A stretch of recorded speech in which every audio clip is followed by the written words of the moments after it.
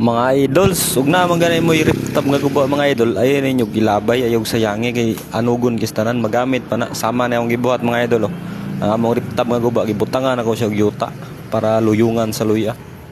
Nga ako nagibutangan na mga idol, dili siya normal nga yuta kanang bunot sa lubi ba nga nadugta na. Mo yung gibutang. Nya ang ako sang gigamit nga fertilizer ani organic rasad, dili ingon nga commercial kay ang fertilizer nga akong gigamit kanang hugaw gani sa kanding nga dugay na sad nahimo na sad siyang yuta. Kay mahal kay kilo ron sa commercial nga fertilizer. May na lang na yung nanay gud mga idol nga 60 pesos tunga sa kilong luya nya. Tanawa na napo ka luyong na og kanang napo ka luyong og kaluyan lang na og atong ati manunog tarong mangunod na siya og daghan. Sample lang mga idol lang sa kapunuan kaluyan mo unod og sa kilo. Tagpilang kilo sa luya 120. So bawi kayo. Labaw pa sa times 10 ang imong gasto sa 60 pesos sa. Ya dili mo sa ni hasol mga idol kay dili mo mo bisbisan og sige. Tagsar gud mo bisbisan ya.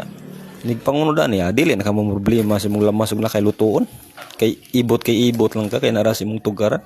Ina ni ra diskarte mga idol.